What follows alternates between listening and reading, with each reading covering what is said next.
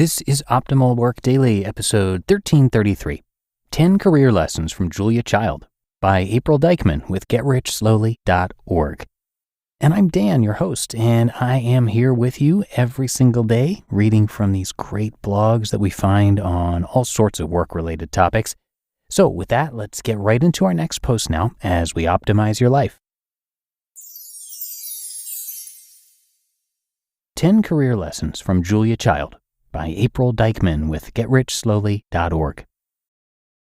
I hope you'll forgive me for writing another culinary-themed post here at Get Rich Slowly. I can't help but to talk about something that's been on my mind as I've read the book My Life in France by Julia Child. My Life in France chronicles Julia Child's life from the year she arrived in France in 1948, knowing nothing about the French culture or language, nor the cuisine she would so famously present to America in her groundbreaking book Mastering the Art of French Cooking and her television show, The French Chef. What does any of that have to do with career lessons? Well, one of the things that stood out about Julia as she progressed from culinary disaster to American icon was her business sense. When they were still dating, her husband, Paul Child, was kind about her early attempts in the kitchen because he wanted to marry her. Of course, she didn't specifically set out to achieve all that she did the day she arrived in France, or even the day she took her first cooking class, but her passion and dogged persistence made her a great chef as well as a household name. So without further ado, here are the top 10 career lessons you can learn from Julia Child. 1. Invest in yourself. Julia didn't speak French when she arrived in France. In fact, she says her French seemed to get worse the more she tried to use it, and she was surprised the French could understand her at all. She wrote, quote, "My inability to communicate was hugely frustrating." End quote. One night after a party of mostly French speakers, she'd had it.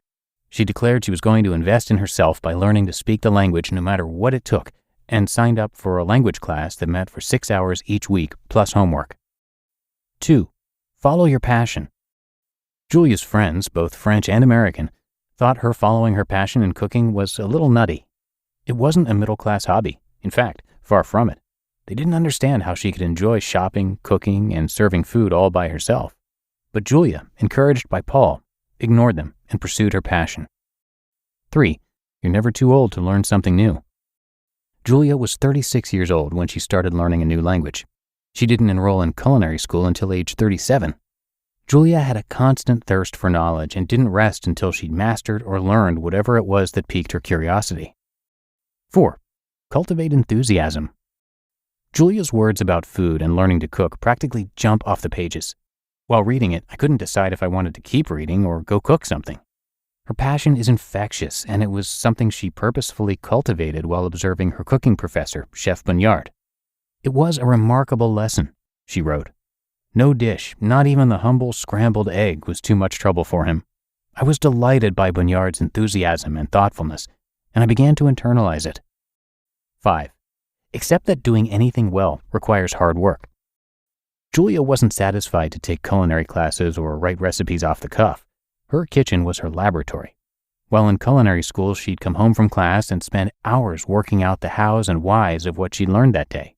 When writing recipes, she'd test every ingredient and measurement, experimenting with mayonnaise until she was certain no one could possibly have written more on the subject than she had. She wrote, quote, "I had never taken anything so seriously in my life, husband and cat excepted, and I could hardly bear to be away from the kitchen." End quote. 6. Nix the self-deprecating scripts. When a recipe fell flat, Julia didn't excuse it with self-deprecating comments. She wrote, quote, "I don't believe in twisting yourself into knots of excuses and explanations." End quote. These types of admissions only draw attention to your shortcomings, or your perceived shortcomings. Usually, you're better than you think you are, and if something really goes wrong, Julia would advise you to suck it up and learn from your mistakes. 7. Solicit feedback from your audience.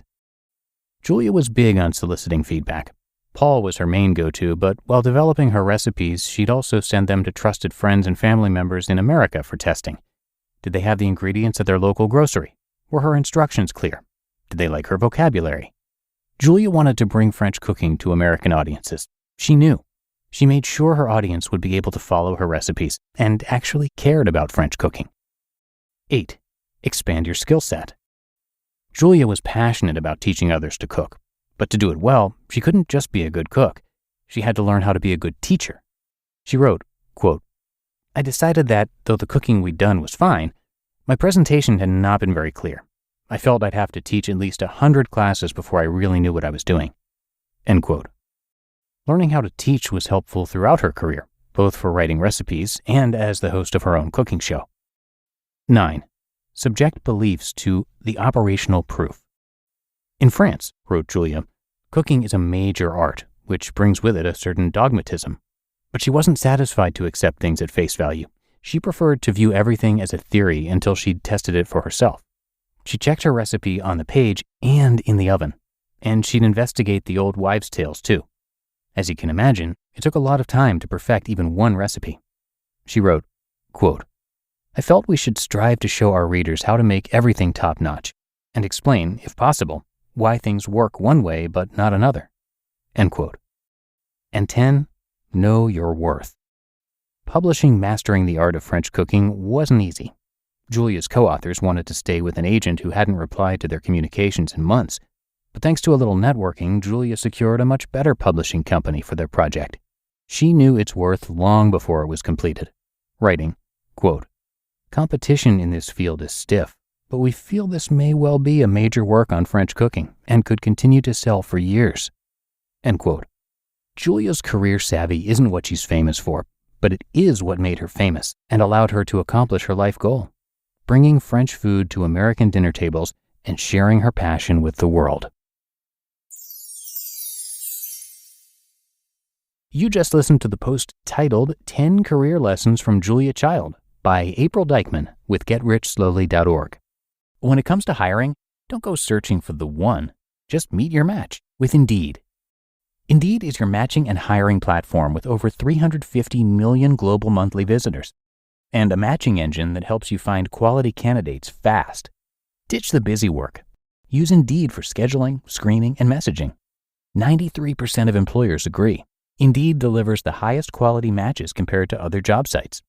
And one of the things I really love about Indeed is that it filters out those incompatible applicants. So when you're hiring, the process is much faster and you only have to consider applicants that are already likely to be a great fit. And listeners of this show will get a $75 sponsored job credit to get your jobs more visibility at Indeed.com/startup. So just go to Indeed.com/startup right now and support our show by saying you heard about Indeed on this podcast. Indeed.com/startup. Terms and conditions apply. And thank you not just to April, but also to JD, who owns and founded Get Rich Slowly. He considers himself just a regular guy who's learned about money through the School of Hard Knocks. By 2004, JD had acquired over $35,000 of consumer debt through credit cards, personal loans, and a car loan, and was living paycheck to paycheck on a salary of $50,000 a year. He did not have savings, and in October of that year, he hit rock bottom, then drafted a 3-year plan to get out of debt and never looked back. In less than a year, he had set aside a $5,000 emergency fund and had increased his cash flow by $750 a month. He put that money into debt reduction, and in December of 2007, just 3 years later and right on schedule, he became debt-free for the first time in his adult life. And now he's an early retiree. So come by GetRichSlowly.org for a lot more. There are plenty of articles and resources there that are worth checking out, of course. And once again, a big thank you to JD for letting us share his work here and across our network. But that is it for another edition of Optimal Work Daily. Hope you enjoyed episode 1333 and that you'll be back again with me tomorrow for our Sunday show where your optimal life awaits.